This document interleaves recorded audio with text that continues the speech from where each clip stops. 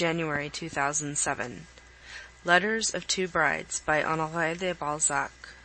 Letter 31. Renée de l'Estorade to Louise de Macumer. It is nearly 5 months now since baby was born, and not once, dear heart, have I found a single moment for writing to you. When you are a mother yourself, you will be more ready to excuse me than you are now, for you have punished me a little bit in making your own letters so few and far between. Do write, my darling. Tell me of your pleasures. Lay on the blue as brightly as you please. It will not hurt me, for I am happy now, happier than you can imagine. I went in state to the parish church to hear the Mass for recovery from childbirth, as is the custom in the old families of Provence. I was supported on either side by the 2 grandfathers, Louis's father and my own. Never had I knelt before God with such a flood of gratitude in my heart. I have so much to tell you of, so many feelings to describe, that I don't know where to begin. But from amidst these confused memories one rises distinctly, that of my prayer in the church. When I found myself transformed into a joyful mother, on the very spot where, as a girl, I had trembled for my future, it seemed to my fancy that the Virgin on the altar bowed her head and pointed to the infant Christ, who smiled at me. My heart full of pure and heavenly love, I held out little Armand for the priest to bless and bathe, in anticipation of the regular baptism to come later. But you will see us together then, Armand and me. My child, come see how readily the word comes, and indeed there is none sweeter to a mother's heart and mind or on her lips. Well then, dear child, during the last 2 months, I used to drag myself wearily and heavily about the gardens, not realizing yet how precious was the burden, spite of all the discomforts it brought. I was haunted by forebodings so gloomy and ghastly that they got the better even of curiosity. In vain did I picture the delights of motherhood. My heart made no response even to the thought of the little one who announced himself by lively kicking. That is a sensation, dear, which may be welcome when it is familiar, but as a novelty it is more strange than pleasing. I speak for myself at least. You know I would never affect anything I did not really feel, and I look on my child as a gift straight from heaven. For one who saw in it rather the image of the man she loved, it might be different. But enough of such sad thoughts, gone, I trust, forever. When the crisis came, I summoned all my powers of resistance, and braced myself so well for suffering that I bore the horrible agony, so they tell me, quite marvelously. For about an hour I sank into a sort of stupor, of the nature of a dream. I seemed to myself then 2 beings, an outer covering racked and tortured by red-hot pincers, and a soul at peace. In this strange state, the pain formed itself into a sort of halo hovering over me.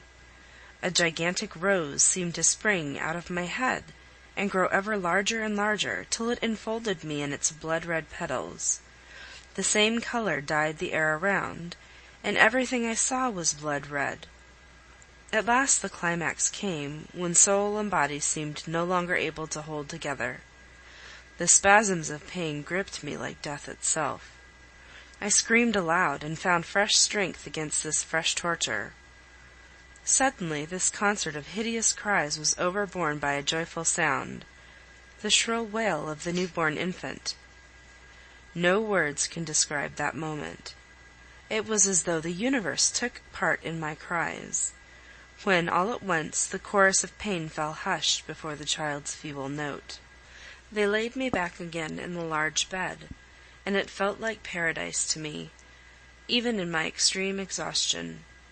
3 or 4 happy faces pointed through tears to the child. "My dear," I exclaimed in terror, "it's just like a little monkey! Are you really and truly certain it is a child?" I fell back on my side, miserably disappointed at my first experience of motherly feeling. "Don't worry, dear," said my mother, who had installed herself as nurse. "Why, you've got the finest baby in the world.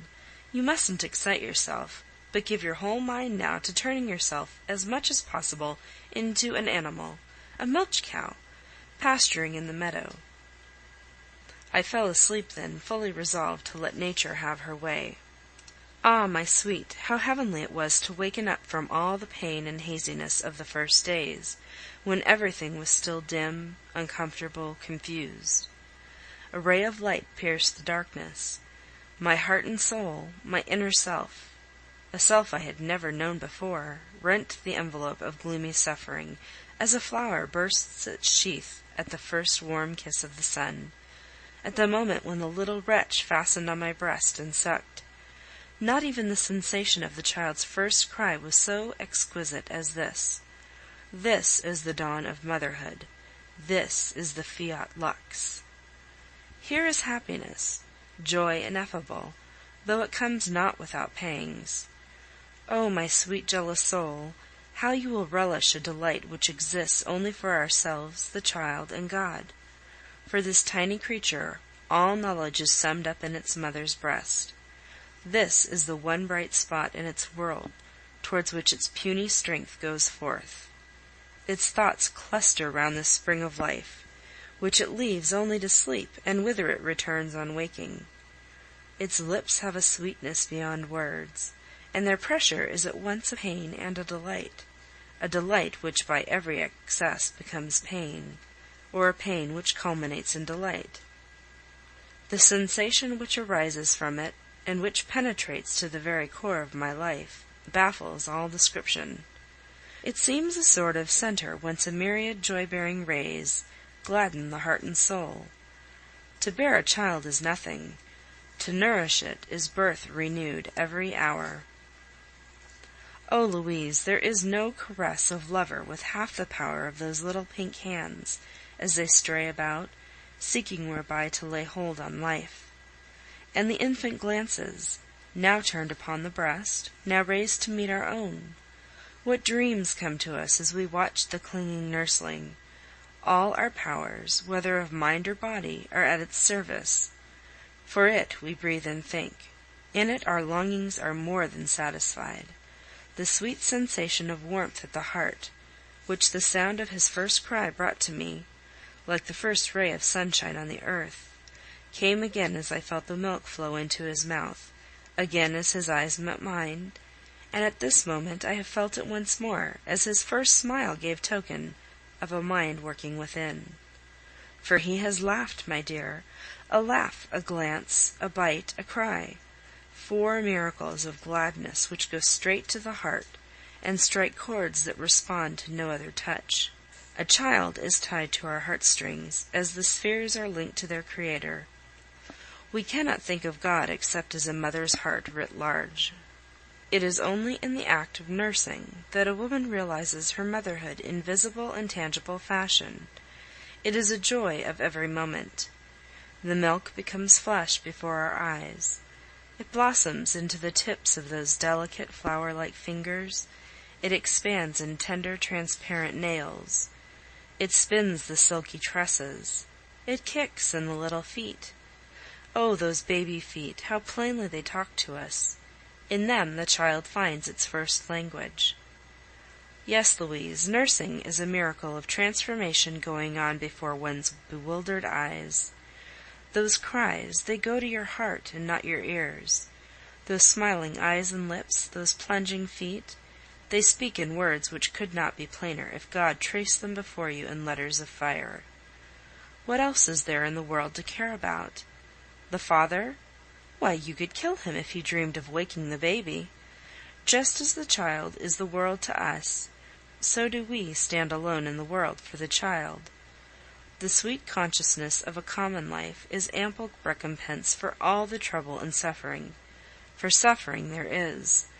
Heaven save you, Louise, from ever knowing the maddening agony of a wound which gapes afresh with every pressure of rosy lips, and is so hard to heal, the heaviest tax perhaps imposed on beauty. For know, Louise, and beware, it visits only on a fair and delicate skin. My little ape has in 5 months developed into the prettiest darling that ever mother bathed in tears of joy, washed, brushed, combed, and made smart. for God knows what unwearied care we lavish upon those tender blossoms. So my monkey has ceased to exist, and behold in his stead a baby, as my English nurse says, a regular pink and white baby. He cries very little too now, for he is conscious of the love bestowed on him. Indeed, I hardly ever leave him, and I strive to wrap him round in the atmosphere of my love. Dear, I have a feeling now for Louis, which is not love, but which ought to be the crown of a woman's love where it exists. Nay, I am not sure whether this tender fondness, this unselfish gratitude, is not superior to love. From all that you have told me of it, dear pet, I gather that love has something terribly earthly about it, whilst a strain of holy piety purifies the affection a happy mother feels for the author of her far-reaching and enduring joys. A mother's happiness is like a beacon, lighting up the future, but reflected also on the past in the guise of fond memories. The old l'Estorade and his son have moreover redoubled their devotion to me. I am like a new person to them. Every time they see me and speak to me, it is with a fresh holiday joy which touches me deeply. The grandfather has, I verily believe, turned child again. He looks at me admiringly, and the first time I came down to lunch he was moved to tears to see me eating and suckling the child. The moisture in these dry old eyes, generally expressive only of avarice, was a wonderful comfort to me. I felt that the good soul entered into my joy. As for Louis, he would shout aloud to the trees and stones of the highway that he has a son, and he spends whole hours watching your sleeping godson. He does not know, he says, when he will grow used to it. These extravagant expressions of delight show me how great must have been their fears beforehand. Louis has confided in me that he had believed himself condemned to be childless. Poor fellow! He has all at once developed very much, and he works even harder than he did. The father in him has quickened his ambition. For myself, dear soul, I grow happier and happier every moment. Each hour creates a fresh tie between the mother and her infant. The very nature of my feelings proves to me that they are normal, permanent, and indestructible, whereas I shrewdly suspect love, for instance, of being intermittent. Certainly it is not the same at all moments. The flowers which it weaves into the web of life are not all of equal brightness. Love, in short, can and must decline, but a mother's love has no ebb tide to fear. Rather it grows with the growth of the child's needs, and strengthens with its strength. Is it not at once a passion, a natural craving, a feeling, a duty, a necessity, a joy? Yes, darling, here is woman's true sphere. Here the passion for self-sacrifice can expend itself, and no jealousy intrudes. Here, too, is perhaps the single point on which society and nature are at one. Society, in this matter, enforces the dictates of nature, strengthening the maternal instinct by adding to it family spirit and the desire of perpetuating a name, a race, an estate. How tenderly must not a woman cherish the child who has been the first to open up to her these joys, the first to call forth the energies of her nature, and to instruct her in the grand art of motherhood. The right of the eldest, which in the earliest times formed a part of the natural order and was lost in the origins of society, ought never, in my opinion, to have been questioned. Ah, how much a mother learns from her child! The constant protection of a helpless being forces us to so strict an alliance with virtue that a woman never shows to full advantage except as a mother. Then alone can her character expand in the fulfillment of all life's duties and the enjoyment of all its pleasures. A woman who is not a mother is maimed and incomplete. Hasten then, my sweetest, to fulfill your mission. Your present happiness will then be multiplied by the wealth of my delights. 23rd. I had to tear myself from you because your godson was crying. I can hear his cry from the bottom of the garden. But I would not let this go without a word of farewell. I have just been reading over what I have said, and am horrified to see how vulgar are the feelings expressed. What I feel, every mother, alas, since the beginning must have felt, I suppose, in the same way, and put into the same words. You will laugh at me, as we do at the naive father who dilates on the beauty and cleverness of his, of course, quite exceptional offspring. But the refrain of my letter, darling, is this, and I repeat it. I am as happy now as I used to be miserable. This Grange, and is it not going to be an estate, a family property, has become my land of promise. The desert is past and over. 1,000 loves, darling pet. Write to me, for now I can read without a tear the tale of your happy love. Farewell. End of Letter 31.